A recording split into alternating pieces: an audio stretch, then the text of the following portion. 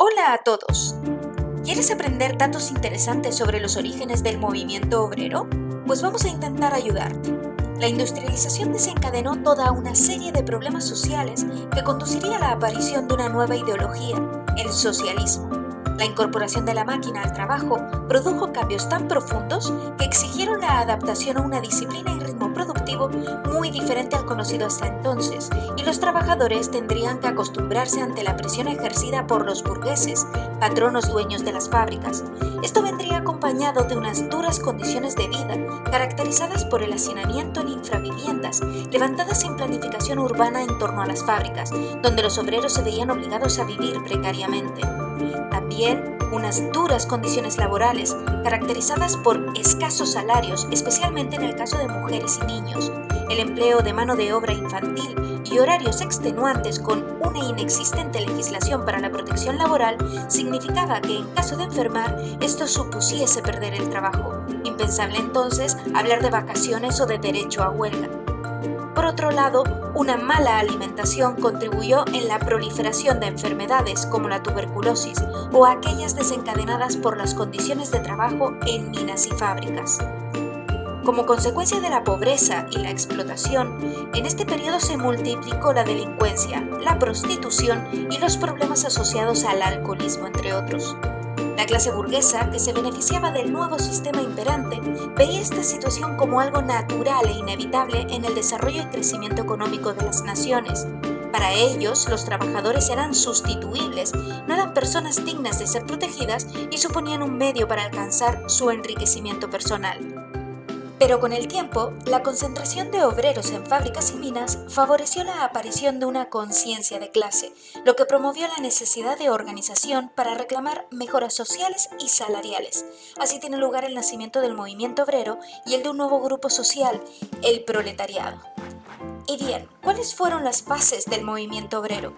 El movimiento obrero experimentó diferentes formas de actuación a lo largo de su historia, que podemos resumir de la siguiente manera.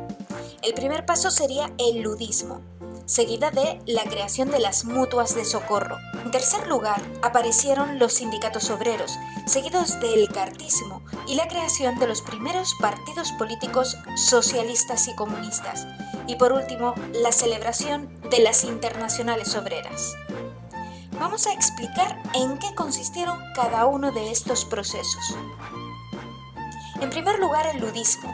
Fueron las primeras manifestaciones obreras de carácter espontáneo, que no estaban organizadas, eran clandestinas y de tipo mecanoclasta, es decir, su modus operandi consistía en destruir las máquinas, lo que unía a los trabajadores en un descontento común. Responsabilizaban a las máquinas de la pérdida de sus trabajos y veían en su destrucción una manera de presionar a los empresarios y conseguir una mejora en sus condiciones laborales. En segundo lugar, aparecieron las asociaciones de socorro mutuo. Surgieron como organizaciones solidarias cuyo fin era garantizar la protección mediante seguros de enfermedad, orfandad y viudedad entre los trabajadores, ya que no existía la cobertura oficial. El tercer paso sería la creación de los sindicatos. El asociacionismo obrero evolucionó hasta la constitución de los primeros sindicatos en Reino Unido desde 1825, creándose los trade unions, donde los grupos de trabajadores defendían sus derechos como la reducción de la jornada laboral o mejoras salariales ante los patronos o industriales. Poco después surge el cartismo, seguido de los primeros partidos políticos obreros. La importancia del cartismo radica en que sus reclamaciones no iban dirigidas al burgués, dueño de la fábrica, sino al Parlamento de Londres. Todo esto podría haber dado pie a que el proletariado tomara conciencia sobre la necesidad de crear grupos con aspiraciones políticas de gobierno, lo que les podría ayudar a mejorar las condiciones y a establecer una legislación laboral que corrigiese los abusos del sistema capitalista. Por último, las internacionales obreras. Fueron encuentros en los que las distintas agrupaciones obreras de los principales estados industriales europeos buscaban aunar la acción de las clases trabajadoras. Se desarrollaron hasta 3 asociaciones internacionales de trabajadores que podemos resumir de la siguiente manera.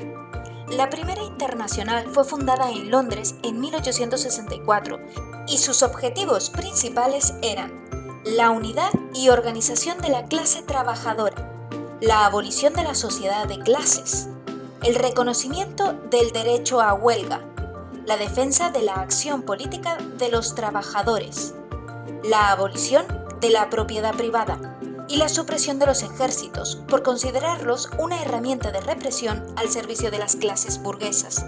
Esta fracasó ante las divisiones existentes entre los seguidores de Marx y los anarquistas partidarios de Mikhail Bakunin. La Segunda Internacional, también llamada socialista, porque dejó de contar con los seguidores anarquistas, fue fundada en 1889. Los principios que defendía eran el internacionalismo proletario, al considerar que los problemas de los trabajadores eran comunes para todos, independientemente de su país de procedencia, y el pacifismo, con la negación de la guerra al considerar que ésta solo servía a los intereses de las clases burguesas y ser los trabajadores la carne de cañón de los ejércitos. La razón del fracaso de la Segunda Internacional fue que la ideología nacionalista se impuso sobre la conciencia de clase y arrastró a los países industriales a la Primera Guerra Mundial en 1914. La tercera y última internacional estaría dirigida por la URSS, Unión de Repúblicas Socialistas Soviéticas, y sería el resultado del triunfo de la revolución bolchevique. El papel directriz desempeñado por esta potencia y por sus líderes, entre los que destacamos a Joseph Stalin, le hizo perder apoyos en Occidente.